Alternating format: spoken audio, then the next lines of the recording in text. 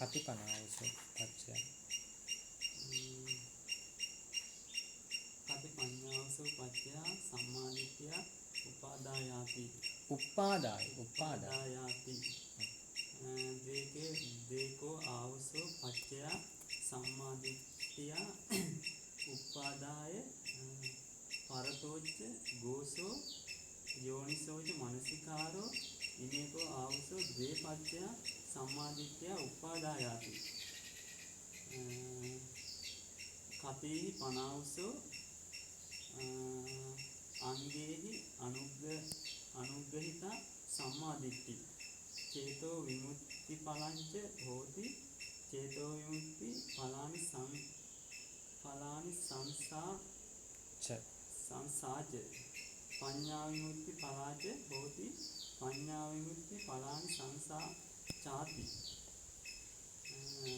පංචෛකෝ ආවසෝ අංගේහි අනුග්‍රහිතා සම්මාදිට්ඨි චේතෝ විමුක්ති පලාච හෝති චේතෝ විමුක්ති පලානි සංසාච පඤ්ඤා විමුක්ති පලාංච හෝති පඤ්ඤා විමුක්ති පලානි සංසාච ඉදාවසෝ සම්මාදිට්ඨි සීලානුග්‍රහිතාච හෝති සුතානුග්‍රහිතාච හෝති සාකච්ඡානුග්‍රහිතාච හෝති සමතානුග්‍රහිතාච හෝති විපස්සනානුග්‍රහිතාච හෝති ඉමේකෝ ආවසෝ පංචෛ අංගේහි අනුග්‍රහිතා සම්මාදිට්ඨි චේතෝ විමුක්ති පලාච හෝති චේතෝ විමුක්ති පලානි සංසාච පඤ්ඤා විමුක්ති පලාච හෝති පඤ්ඤා විමුක්ති පලානි සංසා චාති ඒ ටික තමයි කතිපනාවසෝ පච්චය සම්මාදිට්ඨිය උපාදාය.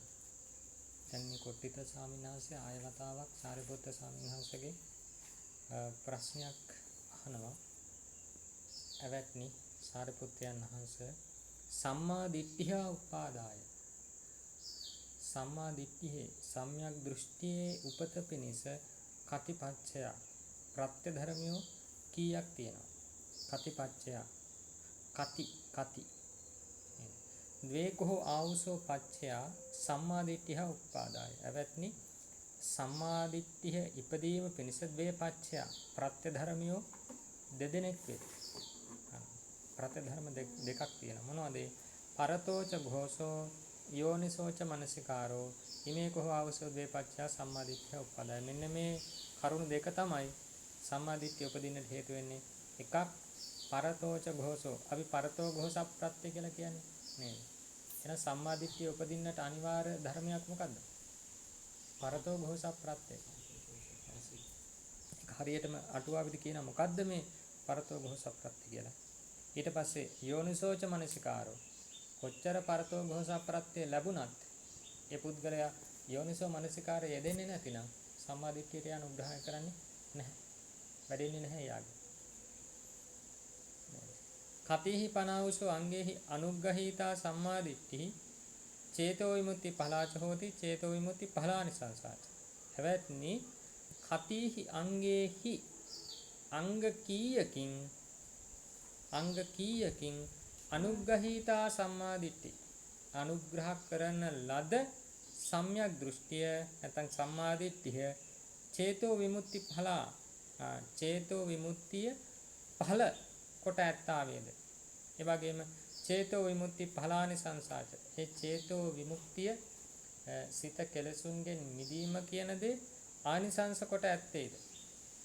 ඒ වගේම පඤ්ඤා විමුක්ති පලාච පඤ්ඤා විමුක්තිය ඵලය කොට ඇත්තේද පඤ්ඤා විමුක්ති ඵලය ආනිසංස කොට ඇත්තේද කියලා අහනවා.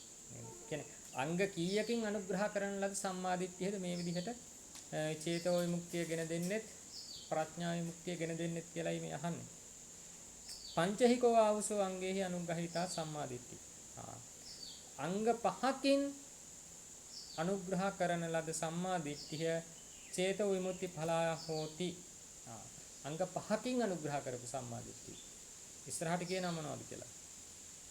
මේක චේතෝ විමුක්ති ඵලාච හෝති. මේ චිත්ත විමුක්තිය චේතෝ විමුක්තිය ඵලය කොටගෙන දෙනවා.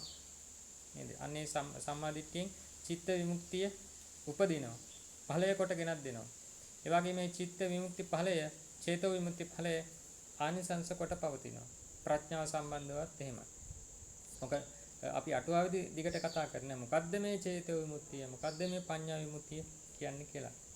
පඤ්ඤා විමුක්ති ඵලාච හෝති පඤ්ඤා විමුක්ති ඵලානි සංසාච. ඉදාවුසෝ ඔන්න කියන මොනවාද අංග ටික? ඉදාවුසෝ සම්මා දිට්ඨි. එවත්නි මෙන්න මේ කාරණේදී සම්මා දිට්ඨි මේ සම්මා දිට්ඨිය අංක 1 සීලානුග්ගහීතාච හෝති. සීලානුග්ගහිතයි. සීලයෙන් අනුග්‍රහ කරලායි තියෙන්නේ. සුතානුග්ගහීතාච හෝති. ශ්‍රුතයෙන් ඇසීමෙන් අනුග්‍රහ කරන ලද අනුග්‍රහ කරලා ඊ තියෙන්නේ මේ සම්මාදිට්ඨියට. සාකච්ඡානුග්ගහීතාච සාකච්ඡාවෙනුත් ඒ සම්මාදිට්ඨියට අනුග්‍රහය ලැබෙනවා. ඊළඟට සමතහානුග්ගහීතාච හෝති විපස්සනානුග්ගහීතාච. සමතහෙනුත් අනුග්‍රහණය ලැබූ විපස්සනාවෙනුත් අනුග්‍රහය ලැබූ මෙන්න මේ සම්මාදිට්ඨිය තමයි ඒකාන්තයෙන් චේතෝ විමුක්තියක් මිස පවතින්නේ. ඒකයි කියන්නේ ඉමේහි කෝ ආවුසෝ පංචහි අංගේහි අනුග්‍රහිතා සම්මා දිට්ඨි. එවත්නි ඉමේහි පංචහි අංගේහි මෙන්න මේ අංග පහකින් යුතුව නැත මෙන්න මේ අංග පහෙන් අනුග්‍රහිතා සම්මා දිට්ඨිය අනුග්‍රහ කරන ලද සම්මා දිට්ඨිය චේතෝ විමුක්ති ඵලාච හෝති චේතෝ විමුක්ති ඵලානි සංසාච. චේතෝ විමුක්තිය ගෙන දෙනවා. චේතෝ විමුක්ති ඵලය ආනිසංස කොට පවතිනවා. ප්‍රඥා විමුක්තිය ගෙන දෙනවා. ප්‍රඥා විමුක්ති ඵලය ආනිසංස කොට පවතිනවා. ඔක තමයි දල අදහස. අපි යම් අට කතාවට මොකද්ද මේ මෙතනදී මේ කියන කතාව සම්මා දිට්ඨිය. සම්මා දිට්ඨිය ගැන අටුවාවේ කියනවා සම්මා දිට්ඨිය උපාදායාති. මේ සම්මා දිට්ඨිය උපාදාය කියලා මේ පෙළේ ඔය වචන කීය කුමක් වෙනසද? විපස්සනා සම්මා දිට්ඨියච මග්ග සම්මා දිට්ඨියච. දැන් සම්මා දිට්ඨිය කියන එක අපි කම්මස්ස කතා සම්මා දිට්ඨිය කියලාත් කියනවා නේද? යං කම්මං කරිස්සාමි කල්යාණං වා පාපකං වා තස්ස දායාදෝ භවිස්සාමි. නම් කර්මයක් කරනවා නම් ඒකට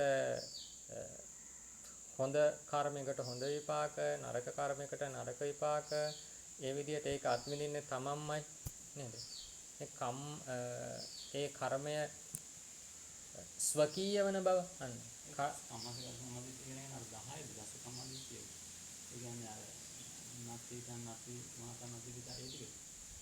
ඒකත් සම්මාදිට්ඨියට වැටෙනවා.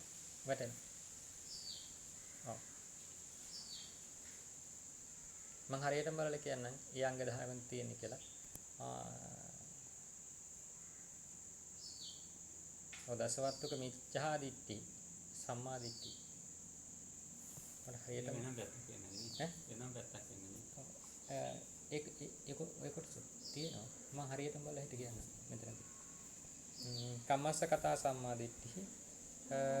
ඊළඟට මෙතනදී විශේෂයෙන් කියනවා මේක මේ වට්ට නිස්ෘත වූ කතාවක් නෙමෙයි. සාමාන්‍ය කම්මස්ස කතා සම්මා දිට්ඨිය කියන එක මේ වට්ට නිස්ෘතයි. වට්ට නිස්ෘත කියන්නේ දිගින් දිගට සසර ගමන පිළිබඳ කතා වෙන්නේ වට්ට නිස්ෘතයි. නමුත් මෙතනදී මේ කොට්ටිත ස්වාමීන් වහන්සේ සාරිපුත්ත ස්වාමීන් වහන්සේ සමග කරන සාකච්ඡාව විවට්ට නිස්ෘතයි. කෙලින්ම වට්ටයෙන් මිදීම පිණිසමයි නැත්නම් මිදීම පිළිබඳවයි මේ කතාව. ඒකයි අටුවාව ඔය කියන්නේ මේ සම්මාදිට්ඨිය උපාදාය පරතෝගෝසප්‍රත්‍යත් යෝනිසෝ මනසිකාරයත් සම්මාදිට්ඨිය උපදීන් පිණිස හේතු වෙනවා කියලා කියවා. මේ මොන සම්මාදිට්ඨියද? විදර්ශනාව සහ මාර්ග අවස්ථාව වේදන සම්මාදිට්ඨිය. නැත්නම් සම්මාදිට්ඨිය කියන්නේ කෙලින්ම මොකද්ද මේ? ප්‍රඥාව මේ මොහොතේ නේද? මාර්ග අවස්ථාවේදී යෙදෙන සම්මාදිට්ඨිය කියන්නේ මාර්ගසිතේ තියෙන ප්‍රඥා චෛතසිකය නේද? ඉදං දුක්ඛං මෙන්න මෙයයි දුක, අයං සමුදය, අයං දුක්ඛ නිරෝධ මෙන්න මේ විදිහට දන්න සම්මා දිට්ඨිය. පරතෝච ഘോഷෝ ඔන්න මොකද්ද මේ පරතෝ ഘോഷය කියලා කියන්නේ? සප්පාය ධම්මස්සවන නේද?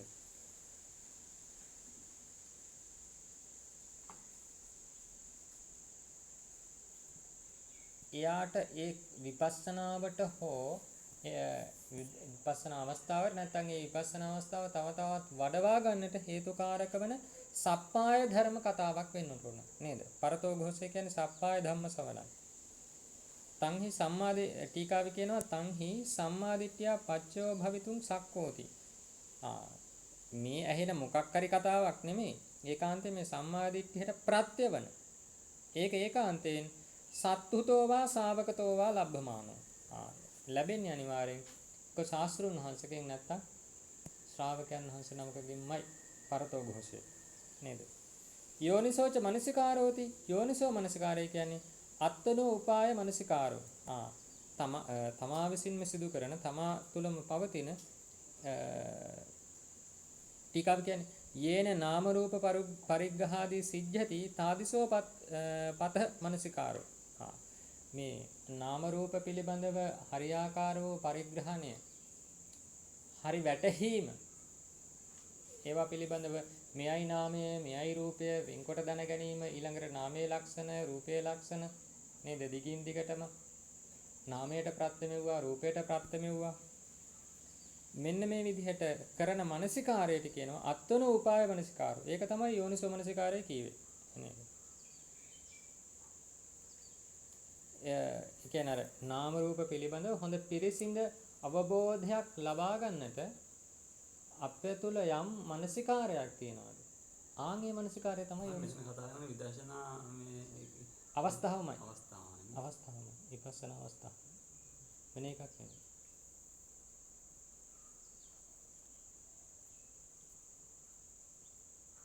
දැන් මාර්ග සම්මාදිට්ඨිය කියන අවස්ථාවේදීත් ඇත්තට ඔය කාර්ය ටික වෙනව නැත්තේ නැහැ. අර එතනදී කාර්ය ගොඩාක් වෙනව නේද? ඒ කාතකින් දැන් සෝවාන් මාර්ග අවස්ථාව ගත්තොත් එක පැත්තකින් අපිට කියන්න පුළුවන් දුක පිරිසිඳිනවා කියලා. තව පැත්තකින් කියනවා සමුදය ප්‍රහාණය කරනවා කියලා. තව පැත්තකින් නිරෝධය නැත්තම් නිවන ඒ මොහොතේදී අරමුණු කරනවා කියවත් හරි. නේද? අනිත් පැත්තෙන් මාර්ග ධර්ම ටික වඩනවා කියවත් හරි. ඔය මොකක් කියවත් හරි. ඊළඟට තව පැත්තකින් කියව සක්කාය දිට්ඨිය ප්‍රහාණය කරනවා ඒ මොහොතේදී.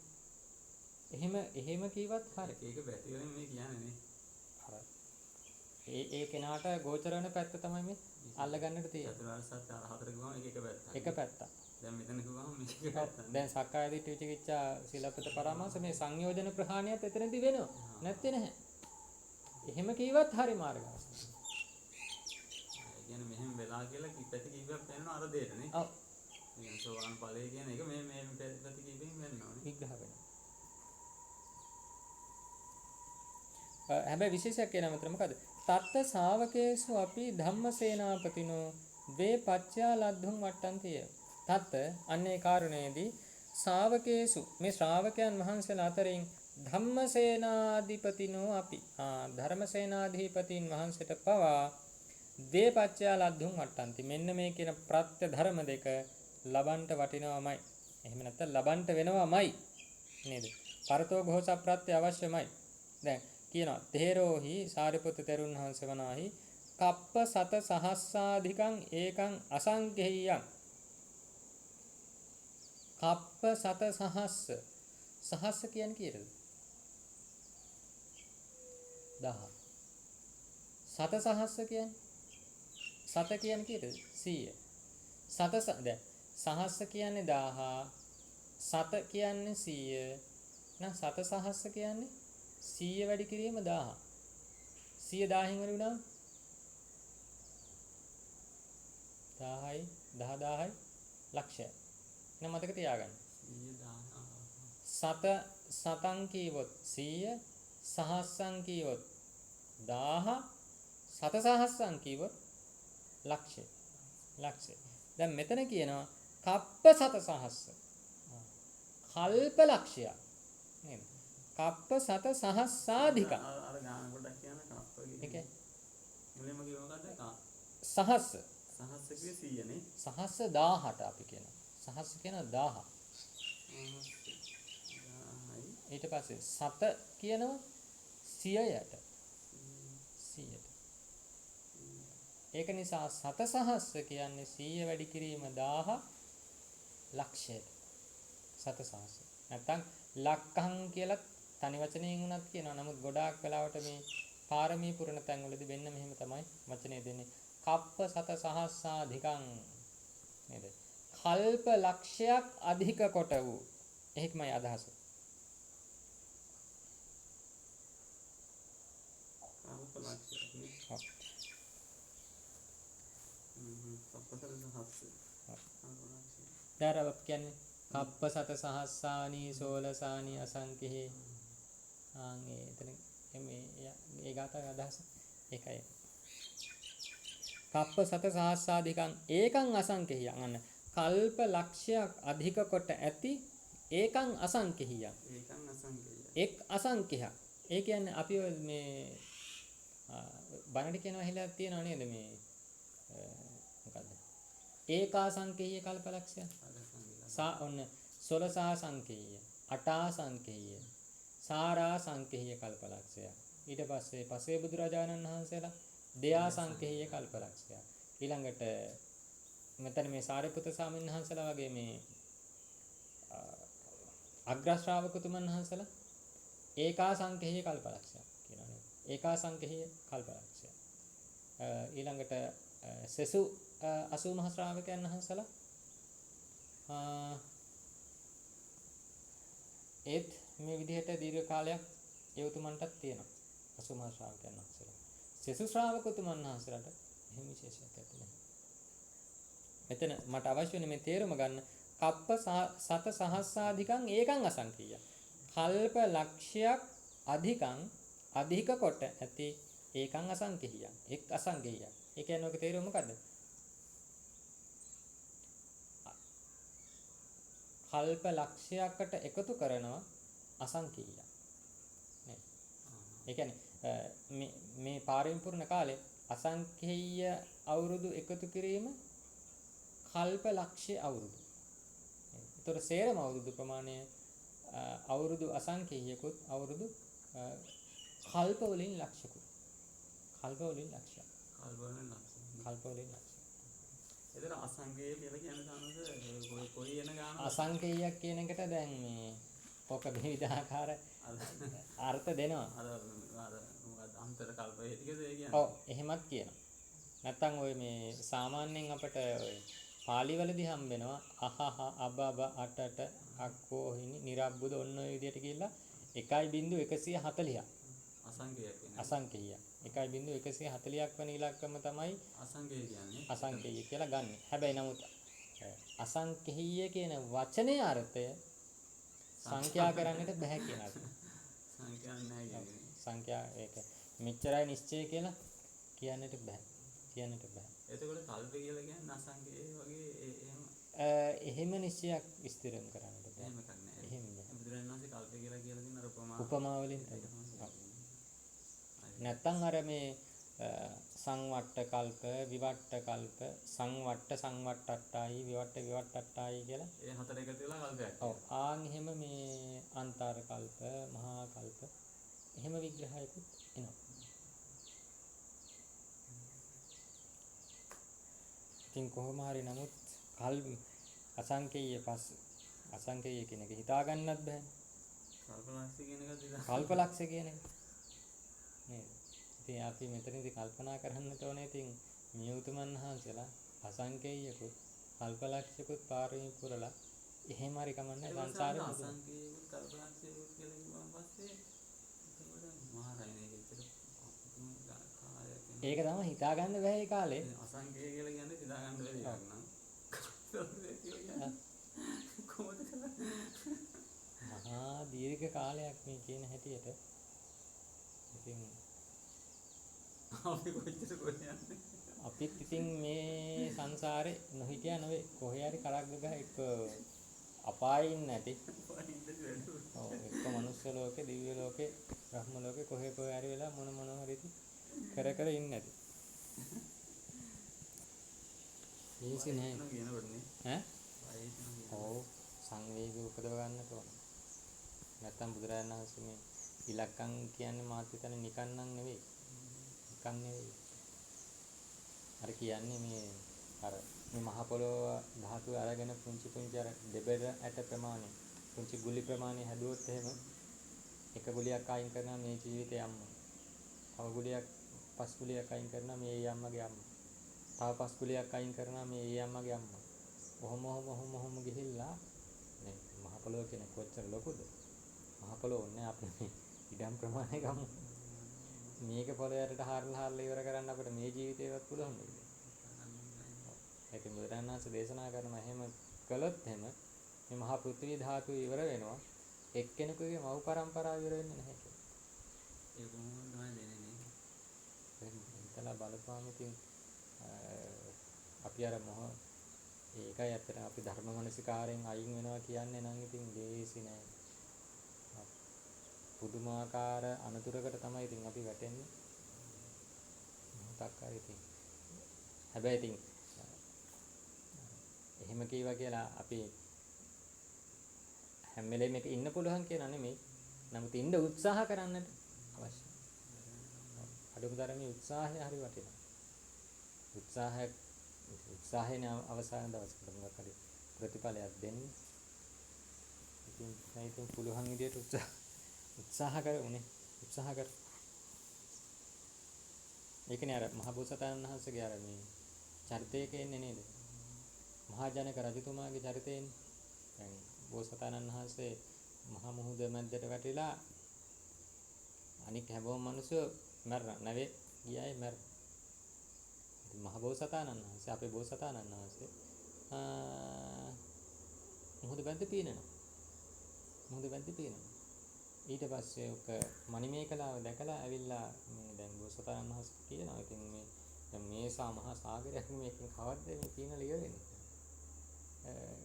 ඊට පස්සේ ඉතින් මේ බෝසතාණන් වහන්සේ කියන්නේ මේ මං වගේ පුරුෂයෙකුට එහෙම කල්පනා කරලා උත්සාහ නොකර මැරීම කියන එක නින්දාවක්. උත්සාහ නොකර මැරෙනවා කියන එක නින්දාවක්. ඒකින්ද උත්සාහ කරලා මැරෙනවා. ඒක ශ්‍රේෂ්ඨයි. ඒක මැරෙන්නේ නැහැ. ඒක අර මණිමේකලා වෙන්නෙම බෝසතාණන් වහන්සේ බේරගන්න. බෝසතාණන් වහන්සේ කියනවාද කොහෙද ඔයා බලාගෙන ඉන්න මං මේ අර දිවයිනට මං යනවා කියලා. බෝසතාණන් වහන්සේ කියනවා.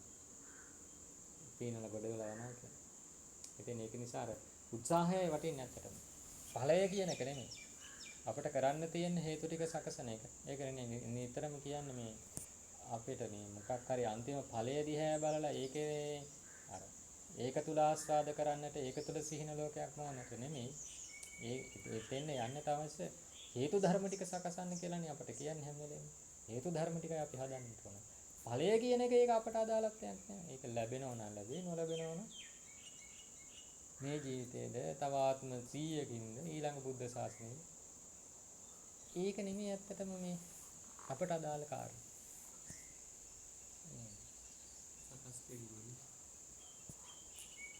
ඉතින් කියන යේ ධම්මා හේතුප්පභවාති.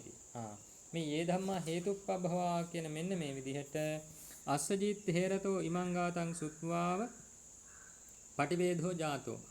අස්සජී ස්වාමීන් වහන්සේගෙන් මේ ගාථා පාඨය අහලමයි පරතෝ ගොහස ප්‍රත්‍යෙන්මයි සාරිපුත්ත ස්වාමීන් වහන්සේටත් ඒ විදිහට එන ධර්ම අවබෝධය සිද්ධ වුණේ. හැබැයි කියන පච්චේක බුද්ධානම් පන සබ්බඤ්ඤු බුද්ධානංච පරතෝ ഘോഷ කම්මං නැති. හැබැයි පසේ බුදුරජාණන් වහන්සේලාටත් සර්වඥ බුදුරජාණන් වහන්සේටත් ඒ පරතෝ ഘോഷ කර්මය ඇත්තේ නැහැ, අවශ්‍ය වන්නේ නැහැ. යෝනිසෝ මනසිකාරස්මින් ඒව තත්වා පච්චේක බෝධිංච සබ්බඤ්ඤුත ඥානංච නිබ්බත්තෙන්ති. මේ යෝනිසෝ මනසිකාරයේම ඉඳලා ඒ උතුමන් වහන්සේලා පසේ බුද්ධත්වයටත් සර්වඥ බුද්ධත්වයටත් පත් වෙනවා. නිබ්බත්තෙන්ති කියන්නේ උපදවනවා කියන අර්ථය නේද? උපදවනවා. හැබැයි අපි මේ මතක තියාගන්නට ඕන මේ කියන්නේ මේ අවසාන ජීවිතය ගැන.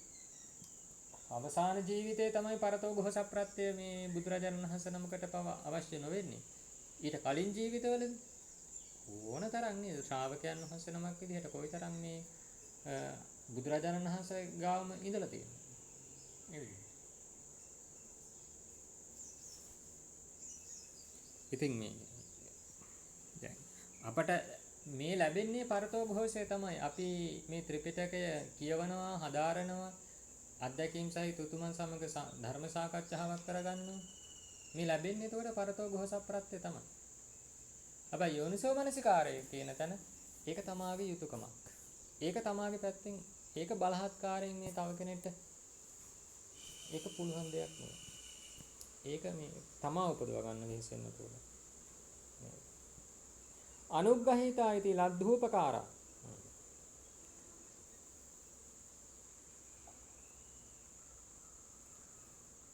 ලද්ධූපකාරා කියන්නේ ලැබුවා වූ උපකාර ඇති නේද?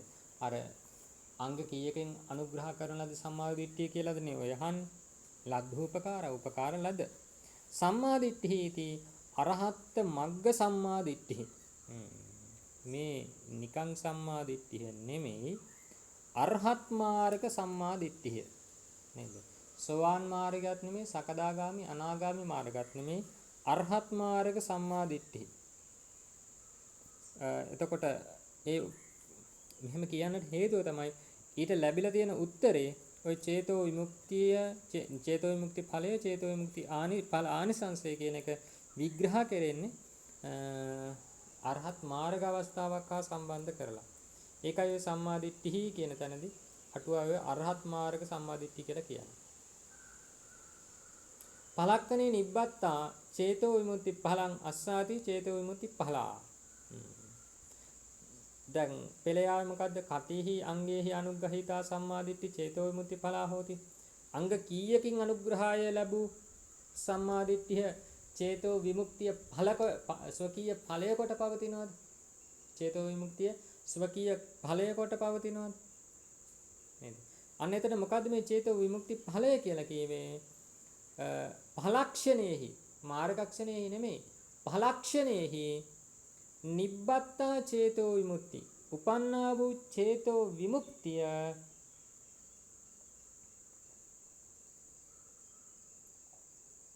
චේතෝ විමුක්ති ඵලං අස්සාති. ඒ චේතෝ විමුක්ති සංඛ්‍යාත වූම ඵලය එයාට තියෙනවා කියන අර්ථයෙන් තමයි චේතෝ විමුක්ති ඵලය කියලා කියන්නේ. චේතෝ විමුක්ති කියලා ඇත්තටම මොකද්ද මේ චේතෝ විමුක්ති කියලා කියන්නේ? පටිච්චසමුප්පාද වශයෙන් සබ්බ සංකිලේශේහි චේතෝ විමුක්ති. මේ සියලු කෙලෙස් ධර්මයන්ගෙන් සිඳීම කියන අර්ථය තමයි චේතෝ විමුක්තිය කියලා දැන් මෙතනදී අපට ගන්නට තියෙන. දැන් අරහත් මාර්ග දැන් මෙතන අරහත් මාර්ග සම්මාදිට්ඨියනේ කතා කරන්නේ. එහෙනම් සියල්ලම කෙලෙස් සංසිඳුන අවස්ථාව මේ කතා කරන්නේ. ඵල අවස්ථාවේදී පටිච්චසමුප්පාද ප්‍රහාණය අර දැන් ඒ මොහොතේදී සමුච්ඡේද ප්‍රහාණය නෙමෙයි. සමුච්ඡේද ප්‍රහාණය වෙන්නේ කොහොමද? මාර්ග අවස්ථාවේදී නේද? ඒ කෙලස් ටික සහ මුලින්ම ඉදිරිලා ගැලවිලා සිඳිලා යනවා. ඵල අවස්ථාවේදී ඒ කෙලස් ටික නැතිවීම නම් වූම මේ සංසිඳීම. අර මාර්ග අවස්ථාවේදී කෙලස් එය උදුරලා ගියා. සමුච්ඡේදනය වුණා.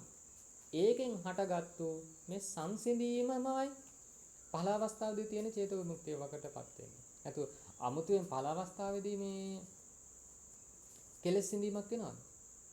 නැහැ. ඵල අර පටිච්චසමුප්පාද ප්‍රහාණය කියලා අපි විග්‍රහ කරන්නේ නේද? ප්‍රහාණ විග්‍රහ කරද්දී තදංග වික්ඛම්බන තදංග ප්‍රහාණය විස්කම්බන ප්‍රහාණය සමුච්ඡේද ප්‍රහාණය පටිච්චසමුප්පාද ප්‍රහාණය අනික මොකද්ද? නිස්සරණ ප්‍රහාණය.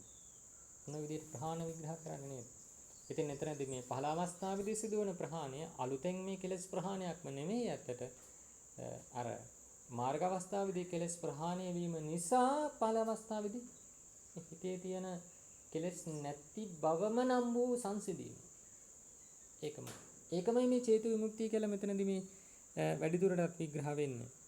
පලක්කනේ නිබ්බත්තා චේතෝ විමුක්තිය. තමයි අන්න ඒක ඵලය කොට ඇත්තා වූ කියන අර්ථයෙන් තමයි චේතෝ විමුක්ති ඵලා කියලා කියන්නේ. නේද? ඒ කියන්නේ අංග කීයකින් අනුග්‍රහ කරන ලද සම්මාදිට්ඨිය මෙන්න මේ විදිහට ඵලක්ෂණයෙහි චේතෝ විමුක්ති ඵලය නැත්නම් චේතෝ විමුක්තිය ගෙන දෙනවද කියන අර්ථය. ඊට පස්සේ තදේව චේතෝ විමුක්ති සංඛාතං ඵලං ආනිසංසෝ අස්සාති චේතෝ විමුක්ති ඵලාන් සංඛා. ඒ චේතෝ විමුක්ති සංඛ්‍යාත වූ ඵලයම චේතෝ විමුක්ති සංඛ්‍යාත වූ ඵලයම ආනිසංස කොට පවතිනවා කියන ආනිසංසෝ අස්සාති. එයාට මෙන්න මේ කියන ආනිසංසය කුමක්ද? මේ චේතෝ විමුක්ති ඵලය. ඒක නිසා කියන චේතෝ විමුක්ති ඵලානිසංසා කියලා. ဒုတိ ය පදේපි ඒ සේවනය. පඤ්ඤා විමුක්ති කියන්නේ පඤ්ඤා විමුක්ති ඵලානිසංසා කියන්නේ ඒ විදිහට අර්ථ ගන්නටයි කියන්නේ. ඉතින් කියනවා එත්තච චතුත්ථ ඵල පඤ්ඤා පඤ්ඤා විමුක්ති නාම. පඤ්ඤා විමුක්ති කියන්නේ කුමක්ද? චතුර්ථ ඵල පඤ්ඤාව. හතරවෙනි ඵල සිතේ තියෙන ප්‍රඥාව. අවශේෂා ධම්මා චේතෝ විමුක්තිති වේදිතබ්බා. ඉතින් ප්‍රඥාව හැරෙන්නට ඉතිරි ධර්ම ටික අපට එතනදි ගන්න කියනවා චේතෝ විමුක්තිය හැටියට. චේතෝ විමුක්තිය හැටියට. චතුර්ථ ඵල පඤ්ඤා කියලා කියන්නේ මේ එතකොට මේ චතුර්ථ මේ මාර්ග ඵල අවස්ථාවේදී හතරවෙනි ඵලය. ඔව්. දැන් මෙතනදී උඩින් කියවනේ සම්මාදිට්ඨිය කියන එක අරහත් මග්ග සම්මාදිට්ඨිය කියලා. නේද? ඒ කියන්නේ මේ අරහත් මාර්ගයේ තියෙන සම්මාදිට්ඨිය විග්‍රහ කරන්නේ. ඒ සම්මාදිට්ඨිය නැත්නම් අරහත් සිතේ යෙදෙන මාර්ග සම්මාදිට්ඨිය ස්වකීය ඵලයක් ස්වකීය ආනිසංශයක් කොට පවතිනවා මේ ඵලසිතේ යෙදෙන චේතෝ විමුක්තිය. අරහත් ඵලසිතේ යෙදෙන පඤ්ඤා විමුක්තිය. නේද? අනේකයි එතනදී විග්‍රහ කරන්න උත්සාහ කරන්නේ.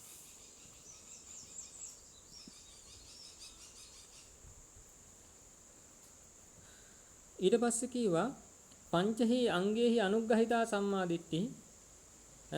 දැන් ඒ විදිහට කියලා පෙළේදී කීවා අංග පහකින් අනුග්‍රහ කරනු ලැබූ සම්මාදිට්ඨිය විදිහට චේතෝ විමුක්තිය ගෙන දෙනවා. මොනවද ඒ පළවෙනි එක? සීලානුග්‍රහිතා. සීලානුග්‍රහිතා. ටීකාවේ නම් අරව ගොඩාක් විග්‍රහ වෙනවා. ඒක ඉතින් පස්සේ වෙලාවක පොඩ්ඩක් බලා ගන්න තමයි තියෙන්නේ. ටීකාවේ. ඔව්.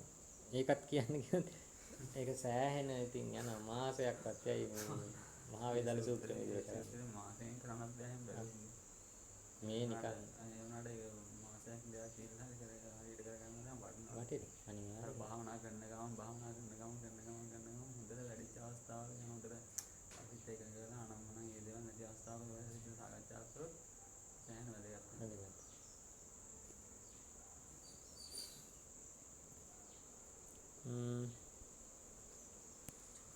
මෙතන කියනවා සීලානුග්‍රහිතා इति ආදීසු සීලං කියලා කියන්නේ කොහොමද? චතුපාරිශුද්ධි සීලං. චතුපාරිශුද්ධි සීලං මොනවද? පාරිශුද්ධි සීල හතර.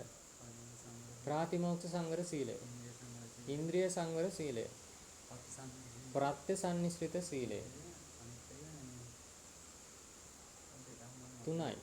අනික මොකක්ද?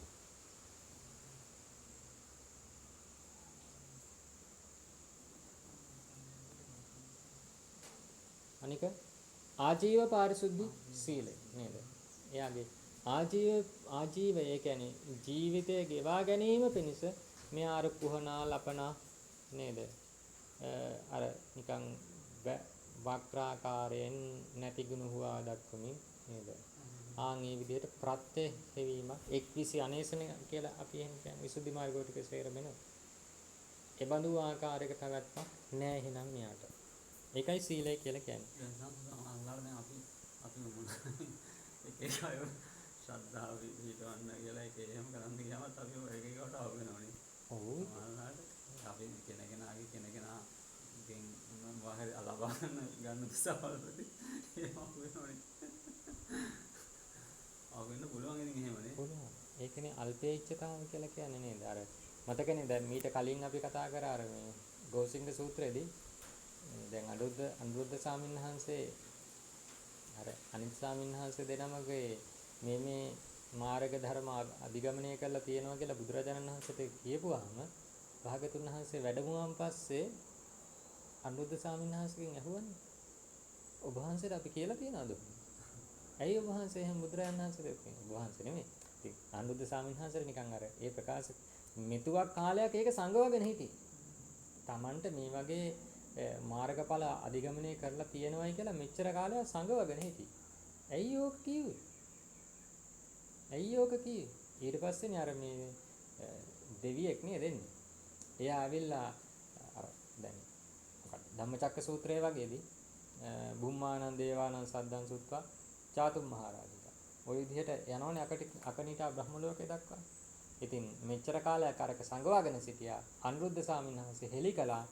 ඊට පස්සේ අර ආපු ඒ දිව්‍ය පුත්‍රයා ඒක අහලා එයා මහ ഘോഷාවක් කරනවා. මෙන්න මේ සාමින්හන්සලා මෙන්න මේ මාර්ග අධිගමනය කරලා තියෙනවා කියලා. ඒ සද්දය ඇහිලා චාතු මහරජගේ දිව්‍ය පිරිස. ඔහොම අකනිටා බ්‍රහ්ම ලෝකේ දක්වාම මහා සද්දයක් කියන්නේ ඉතින් කීර්ති ഘോഷාවක් තමයි. නේද? ඒකයි අර මේ අධිගමල්පේච්ඡතාවය කියලා කියන්නේ නේද? ඒ කියන්නේ ඒ නිසා කිව්වා කියලා කියන මොකක් හරි කියනවා නේද මට මතක නැහැ. ඒ කියන්නේ ඇයි කිව්වේ කියලා කියද්දී ඔව් හේතුවක් තියෙනවා ඒතරදී. කෙසේ නමුත් ඉතින් අර මේ උපදවාගත්තු ධර්මයක් අර පුංචි දෙයක් නිසා අපි හෙලි කරනවා කියන එක ඉතින් එච්චරම හොඳ නැහැ.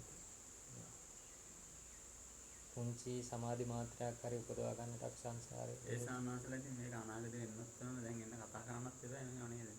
නැත්නම් නැහැ නේවනේ. ඒ නිසා ඒ දේවල් බලලිවල ඒව සාකච්ඡාවල් ඒ කරනවා. පැත්තත් වෙන්න පුළුවන්.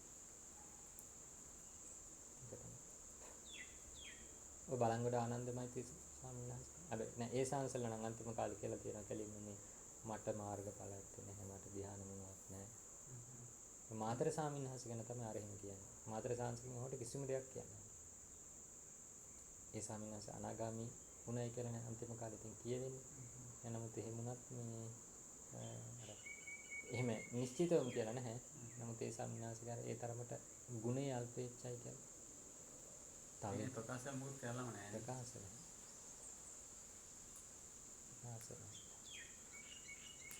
එන්න ඔය දැන් නාවින ලොකු ස්වාමීන් වහන්සේටත් කට්ටිය හැමෝම බුදු බව ලැබේවා කියලා ප්‍රාර්ථනා කරනවා. හැබැයි නාවින ස්වාමීන් වහන්සේ කොහෙවත් කියන්නේ නැහැලු මේ කියන්නේ ප්‍රසිද්ධිය කිසිම තැනක මේ මිනිස්සු තමයි බුදු බව ලැබේවා එහෙම කියනවා ඉතින්. මිනිස්සු දායක අය කඩවැද්දේ පණ්ඩිස්සාංශයට මේ ගල්දිවේ ඉන්න කාලේ මේ දැන් ඔන්න ඉන්නවා. ඊට පස්සේ මේ එක ගෑනු කෙනෙක් ඇවිල්ලා කඩවැද්දේ සාංශයට ඔව් කඩවැද්දේ සාංශයට තමයි. ඒ ගෑනු කෙනා කොහොම හරි තරහයි ස්වාමීන් වහන්සේ එක්කලා. ඊට පස්සේ මේ කඩවැද්දේ සාංශ තමයි මට මතක හැටියට මේ ඒ ගෑනු කෙනා ඇවිල්ලා කඩවැද්දේ සාංශෙත් එක්ක තරහින්ද කිව්වලු මේ වහන්සේ බුදු වෙන දවසට මං එනවා චින්චි මානව එක වෙලා කියලා. ඊට පස්සේ හා හොඳයි ලැහැත්තියන් කියලා. එච්චරයි ඉතින්. නාවින සාන්තරද කොහෙද තමයි කියලා තියන්නේ වහන්සේ බුදු වෙන දවසට මම යසෝදරා වෙලා එනවා. එහෙම කියලා කවුරුද? එක කතා කියනවා ඉතින්. නමුත් ඉතින් අර ඒ ස්වාමීන් වහන්සේලා ඍජුව කොහෙද කියලා නැහැලු මේ මම බුදු වෙනවා කියලා. එහෙම එකක් නැහැ. හැබැයි ඉතින් එහෙම කටින් නොපීවට කරපු වැඩ ටික හැසිරුණු විදිහ ගතිගුණ සමහර කෙනෙක්ට තව කෙනෙක්ට කාන්තාවකට ප්‍රාර්ථනා කරන්නත් පුළුවන් නොගිය කරන්නත් පුළුවන් නේ. මොකද ප්‍රාර්ථනා කරන්නත් පුළුවන් නේ. එහෙම දේවල් මාර දේවල් තියෙනවා. අපි නොහිතුවට ඉතින් නේ අනිවාර්යෙන් ඉතින් බුදු වෙන අන්තිම ජීවිතේදී කවුරු හරි කෙනෙක් වෙනවමනේ බිරිඳ වෙන්නටම ආරණා කරලා කවුරු හරි ඉන්නවමයි. සීලානුග්‍රහිතා කියන්නේ සීලය. සුතානුග්‍රහිතා කියන එකේ සුතං කියලා කියන්නේ සප්පාය ධම්ම සවණ නේද? අර විදිහට සප්පාය වූ ධර්මයක්. ඊළඟට සාකච්ඡාති කම්මට්ඨානේ කලන පක්ඛලන ඡේදන කතහ. සාකච්ඡානුග්‍රහිතා කියලා කියන්නේ ඒ කියන්නේ සාකච්ඡාවෙන් කරන ලද අනුග්‍රහය සම්මාදිට්ඨියේ වැඩිම වෙනස මොකද්ද? කම්මට්ඨානේ ඒ වඩන කර්මස්ථානයේහි කලන පක්ඛලන පක්ඛලන කියන්නේ මේ ඒක එහෙට මෙහෙට යන ගතිය, හෙල්ලෙන ගතිය, එහෙම නැත්නම් ඒ කමටහනට මනස නොනගින ගතිය. ඒ පිළිබඳව නැත්නම් ඒකේ ඡේදන කතා. ඒ කමටහනට හරියට හිත බැස නොගැනීම පිළිබඳව ස්වභාවයක් තියෙනවා නම් ඒක සිඳලන්නට මොකද්ද සුදුසු කතාව? ඒක තමයි සුදුසු සාකච්ඡාව වලට පත් ගන්න. සාකච්ඡානුග්‍රහිත සම්මාදිට්ඨිය කියන්නේ ඒකයි.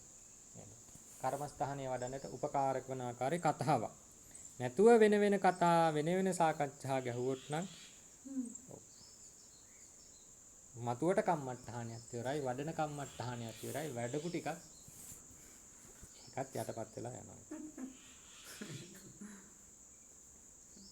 සමත හෝති විපස්සනා පාදික අට සමාපත්තිය. සමතානුග්‍රහිතා කියලා කියන්නේ නේද? සම්මාදිට්ඨියට සමත අනුග්‍රහයි කියන්නේ කෙලින්ම විදර්ශනා පාදක අට සමාපatti. අට සමාපatti නේද? විදර්ශනා පාදක අට සමාපatti. අෂ්ට සමාපatti. විදර්ශනා පාදක අපි කතා කළේ දැන් වට්ට පාදක නෙමෙයි. කෙලින්ම මේ කතා කරන්නේ විදර්ශනා පාදකයි. ඒ අෂ්ට සමාපත්තීන් උපදවන්නේම මොකටද?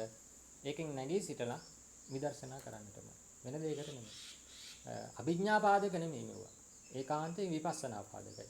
අරමුණම අෂ්ට සමාපatti උපදවන්නේ ඒකෙන් නැගී සිටලා ඒ ධානයේ තියෙන ධානාංග විපස්සනා කරන්නටම. ඒකයි මේ විපස්සනා පාදිකා කියලා මම මෙතනදී ගත්තේ සමතය.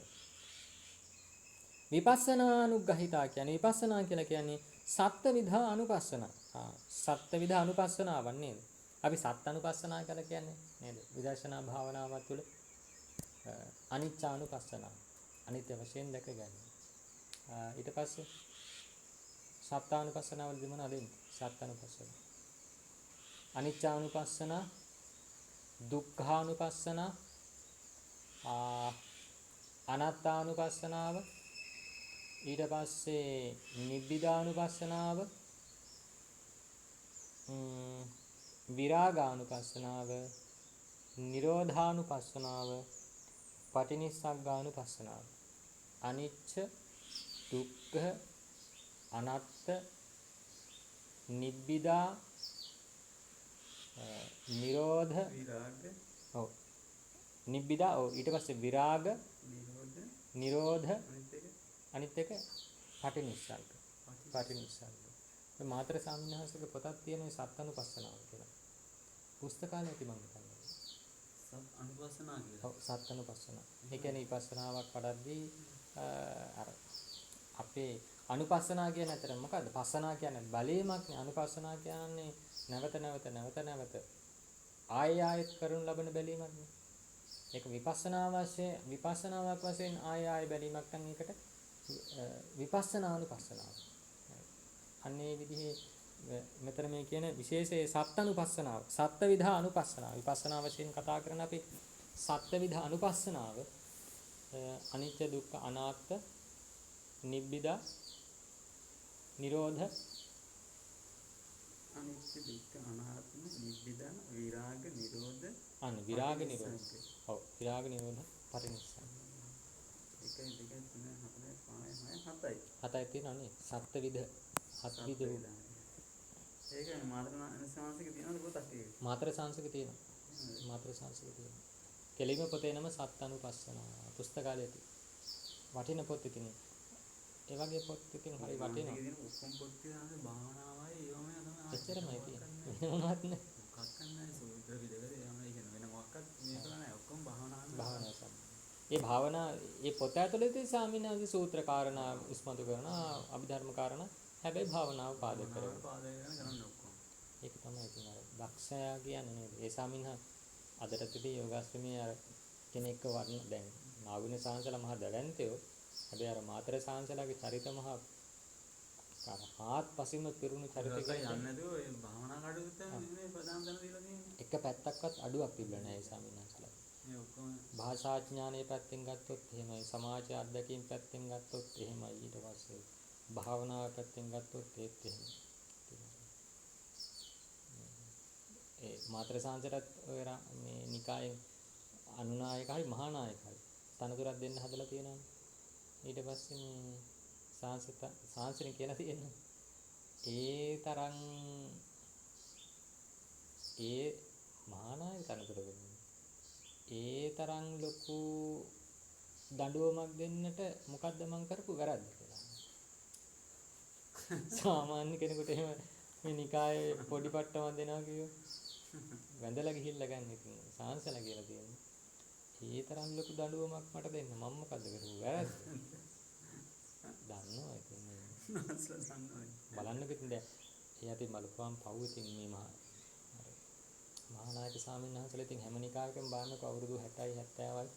ඉතින් ඒ ස්වාමීන් වහන්සේලාට අදත් අර මේ රටේ තියෙන ප්‍රශ්න දේශපාලකයෝ එක්කලා කතා ඌව ටිකනේ කරන්නේ. වාහනේ යහට මෙහාට යන එක තරම් වෙන වැඩකුත් නෑ අපේ දැන් ඉන්න බලන්න අපිට දැන් සරින් ඉඳ කවුද රාවණාන්සේ හොඳයි.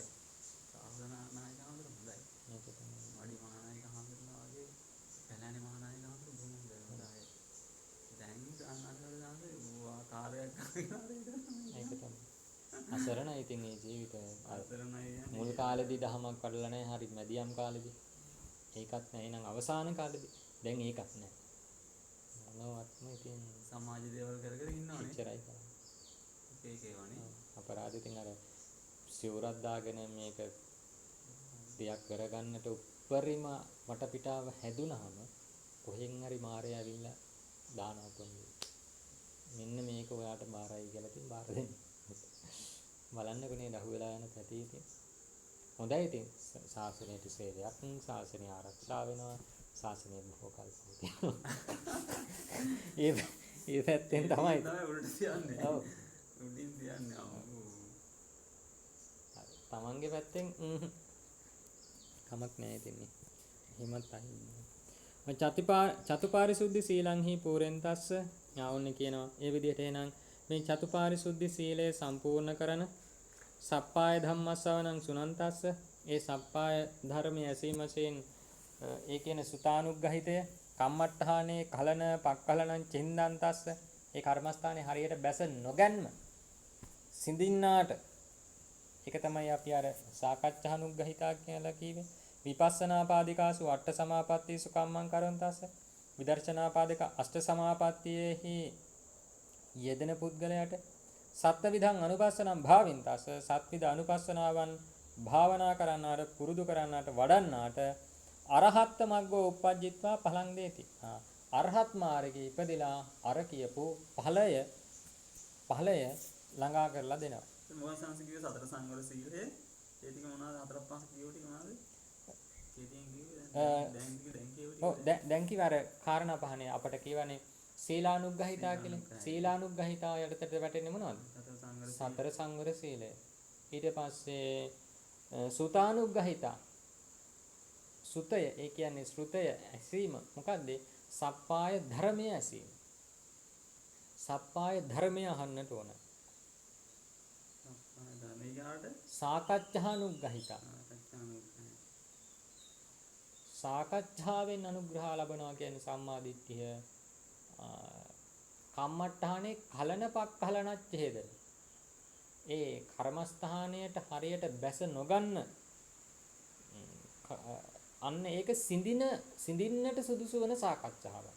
තමා වඩන කමඨහනට හරියට බැසගන්නේ නැතිනම් හිත ඒක සිඳලන්නට සුදුසු සාකච්ඡාවක් වන්නට ඕන. ඒ සාකච්ඡානුග්‍රහිතය. ඒක සාකච්ඡාව. කලින් කියපක ඇසීම. ඊළඟට සමතහනුග්‍රහිතා කියලා කියන්නේ විදර්ශනා පාදක අෂ්ට සමාපatti ඉපදීම. සමතානුග්‍රහණය. ඔව්. විදර්ශනා පාදක අෂ්ට සමාපatti. ඊට පස්සේ විපස්සනානුග්‍රහිත කියලා කියන්නේ සත්අනුපස්සනාවන් භාවනා කිරීම, භාවිත කිරීම. විදර්ශනා අනුපස්සන. විදර්ශනා පාදක අට සමාපත්තිනේ. ඔව් අට සමාපatti.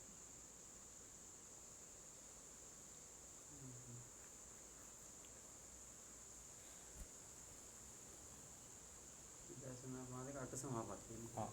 ඒක තමයි සමතානුග්‍රහිත. විපස්සනානුග්‍රහිතා කියන පස්වෙනි කාරණේ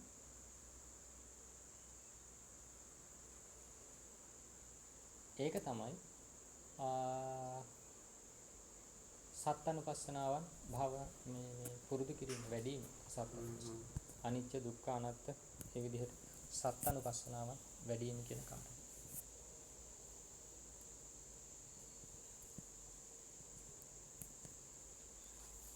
ඔන්න අටුවාවේ ඔක ගලපා ගන්නට පුංචි උපමාවක් කියනවා.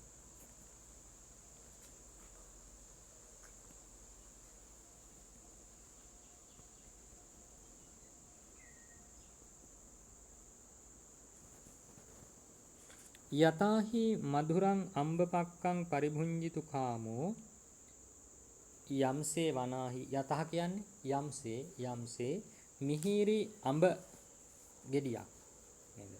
මිහිරි අම්බපක්කං කියන්නේ ඉදුණු අඹ ගෙඩියක් පරිභුංජිතු කාමෝ අනුභව කරනු කැමැත්තේ අම්බපෝතකස සමන්තා උදක කොට්ටකං තිරංකත්වා බන්ධති. අම්බපෝතකස සමන්තා අර විදියට අනාගතයේ දවසක බොහෝම මිහිරි අඹ ගෙඩියක් අනුභව කරන්නට කැමති පුද්ගලයා මේ අඹ පැලේ වටේට උදක කොට්ටකං තිරංකත්වා බන්ධති. මේ ජල කොටුවක් බොහෝම තිරංකත්වා දැඩි කොට බඳිනවා. ජල කොටුවක් කියන්නේ ජලය රඳින්න සුදුසු වන විදිහට ඒ වටේ දැඩි කොට බඳිනවා. ඊළඟට ඝටං ගහෙත්වා කාලේන කාලං උදකං ආසින්චති. ඒ විදිහට ජල කොටුවක් බඳලා නිකන් තියලා හරියන්නේ නැහැ. ඒකට වතුර දාන්න. අන්න ඒකයි කියන්නේ කලයක් අරගෙන කාලෙන් කාලෙට උදකං ආසින්චති. ඒකට ජලය වත් කරනවා. දෙවෙනි කාරණා. උදකස්ස අනික්කම නත්තං මරියාදන් තිරං කරෝති. ජලයෙන් නොනික්මීම පිණිස ජලයේ ඉවතට ගලා නොයෑම පිණිස මරියාදන් තිරං කරෝති. මරියාදය කියන්නේ මොකක්ද? සීමාව. අර ජලයේ රැඳෙන දැන් අර අපි ඔය වෙලකක් දකින්නවනේ ඔය සිද්ධිය නේද? දැන් ජලයේ පිරෙව්වට හරියන්නේ නැහැ. ඒ නියර ගොඩක් ශක්තිමත් කරන්නට ඕන. ඒකයි කියන්නේ. ජලයේ පුරවල ඒක එළියට ගලා නොයාම පිණිස මරියාදන් තිරං කරෝති. ඒ සීමාව ටිකක් දැඩි කරනවා. ඊළඟට යාහෝති සමීපේ වල්ලීවා සුක්ඛ දණ්ඩකෝවා කිපිල්ලක පුටෝවා මක්කට ජාලංවා තං අපනේති. සමීපේ ඒ කියන්නේ ඒ පැලෑටිය අඹ පැලෑටියේ සමීපයෙහි වල්ලීවා මේ එහෙ මෙහෙ යන වැල් තියෙන්න පුළුවන්. සුක්ඛ දණ්ඩකෝවා මේ වැටිච්චි වියලිලා ගියපු දර කෑලි තියෙන්න පුළුවන්. කිපිල්ලක පුටෝවා අර පුංචි පුංචි සත්තුන්ගේ ගොටු හදනවනේ නේද? කිපිල්ලක පුටෝ කියන්නේ පුංචි අඹ ගහේ කොලෙත් ගහෙත් හදනවනේ. ආන් එහෙම හදනවනේ. ඊට පස්සේ මක්කට ජාල ඒ මේ ඔය මක්කට කියන්නේ කාටද? මකුළු අන්න. මකුළු දැල්. එයාලත් ඕකේ මකුළු දැල් බඳින්න පුළුවන්. මක්කට ජාලංවා තං අපනේති. අන්න ඒ වගේ යමක් තියනවාද ඒක ඉවත් කරනවා. හතරවෙනි කාරණය. ඊළඟට කනිත්තිං ගහෙත්වා කාලේන කාලං මූලානි පරිකහනති. කනිත්තිං ගහෙත්වා. කනිත්තිං කියන්නේ මේ පුංචි උදළු කොටයක් අරගෙන කාලෙන් කාලෙට මේකේ තියෙන මේ අඹ පැලෑටියේ තියෙන මුල් පරිකහනති. කනති කියන්නේ හාරනවා. මෙතන නිකන් අර සාමාන්‍යයෙන් ඒ මුල් යන විදිහට පස සැකසීමක් තමයි මේ පරිකහනති කියන එකෙන් අදහස් වෙන්නේ. පරිකහනති. ඊළඟට කියනවා ඒව මස්ස ඔය තමයි කාරණා පහ. ඒව මස්ස ඒවං මෙසේ අස්ස අප්පමත්තස්ස එසේ අප්‍රමාදී වූවාහට ඉමානි පංචකාරණානි කරෝතෝ සෝ අම්බෝ වඩ්ඩිත්වා පලං දේති. මෙන්න මේ විදිහට අප්‍රමාදී වූ පුද්ගලයාට ඉමානි පංචකාරණානි කරෝතෝ ඒ කියන්නේ මෙන්න මේ කියන කරුණ පහ කරන අප්‍රමාදී පුද්ගලයාට සෝ අම්බෝ වඩ්ඩිත්වා ඒ අඹ පැලෑටිය දවසක හොඳට වැඩිලා පලං දේති. අර අපේක්ෂා කරපු මිහිරි ඵලය දෙනවා. ඒවං සම්පද මිදං වෙදිතබ්බං. අන්න ඒ විදිහට මේ කියන ප්‍රතිපදාවත් දත යුතුයි. ඔන්න උපමා උපමේ ගලපනවා. උපමාව කියන්නේ මොකක්ද? උපමාව අපි කියනවා හඳ වගේ බෝලයක් කියලා. උපමාව මොකක්ද? උපමේ මොකක්ද? හඳ තමයි උපමාව.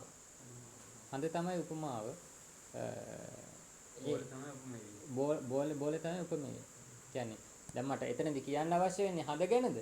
නෑ මේ බෝලේ ගැනයි කියන්නට ඕන. බෝලේ වර්ණනා කරන්න හඳ පාවිච්චි කරනවා. උපමා උපමේය. නිකමට කියනවා රුක්ඛස්ස සමන්තතෝ මේ ගස ආත්පස නැත්තම් වටේට කොට්ටක බන්ධනං විය සීලං දට්ඨබ්බං. අර ජලය පුරවන්නට මේ ගහ වටේ අර දිය කොටුවක් සකස් කිරීම වගේ සීලය දැනගන්නට කියලා. නේද? ඒ කොටුව නැති වුණොත් මොකද වෙන්නේ? එළියට යනවා. අන්නේ මුල සීමාව තමයි සීලය වෙන්නේ මේකේ. කාලේන කාලං උදක සිංචනං විය ධම්මස්සවරං. කලින් කලට වතුර දාන්න ඕන කියවනේ නැත්තම් පැලැටි මැරලා යනවා. අන්න ඒක හරියට මේ කලින් කලට ධර්මය අහනවා වගේ. සම්මාදිට්ඨියට අනුග්‍රහ පිණිස කලින් කලට සුදුසු ධර්මය ශ්‍රවණය කිරීම. ඒක හරියට අර මැරෙන්නේ නැති වෙන්න ජලයවත් කරනවා වගේ. ඊළඟට මරියාදාය තිරභාව කරණං විය සමතෝ. අර විදිහට ජල කොටුව හදලා නිකන් ඉඳලා හරියන්නේ නැහැ. ඒක සුදුසු විදිහට දැඩි කරන්නට ඕන. නේද? ඒ සීමාව කලින් කලට බලලා ඒක හොඳට දැඩි කරන්නට ඕනේ. අන්න ඒ වගේ කියනවා සමතෝ අර වඩන සමාධිය. නේද?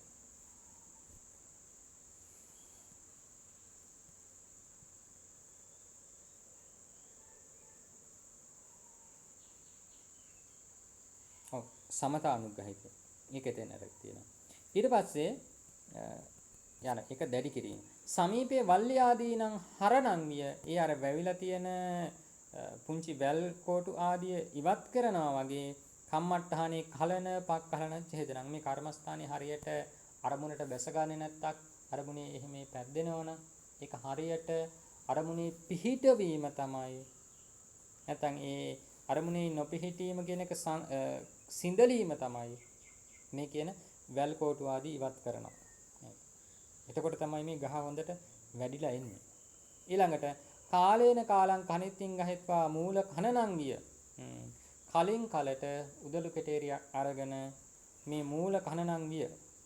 ඒකේ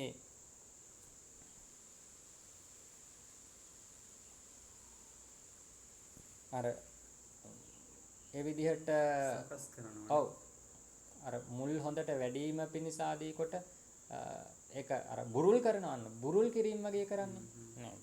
ඒක තමයි මෙතන දෙන්නේ කනිත්තිංග සත්තන්නං අනුපස්සනානං භාවනා. සත්තනුපස්සනාව භාවිත කිරීම. තේහි පංචහි කාරණේහි අනුග්‍රහිතස්ස අම්බරුක්ඛස්ස. ඒ පංච කාරණයන්ගෙන් අනුග්‍රහ ලැබූ මේ අඹ පැලෑටිය මధుර ඵලදාන කාලෝ විය. ඉස්සරහට ගිහිල්ලා මතු යම් දවසක බොහෝ මිහිරි ඵල දෙනවා. අන්නේ ඵල ලබා දෙන කාලය වගේ ඉමස්ස භික්ඛුනෝ ඉමේහි පංච ධම්මේහි අනුග්‍රහිතාය සම්මාදිට්ඨිය. මෙන්න මේ භික්ෂුන් වහන්සේට මේ කියන ධර්ම පහෙන් අනුග්‍රහ කරන ලද සම්මාදිට්ඨිය මත්ෙහි දවසක අරහත් ඵල දානං විදිතබ්බා. ඒ අංග පහෙන් අනුග්‍රහ කරපු නිසා මතු දවසක අරහත් ඵලය ලබා දීම මේ විදිහට දැනගන්නට කියලා කියනවා නේ. අරහත් ඵලය සාක්ෂාත් කරගැනීම මේ විදිහට දැනගන්නට කියලා.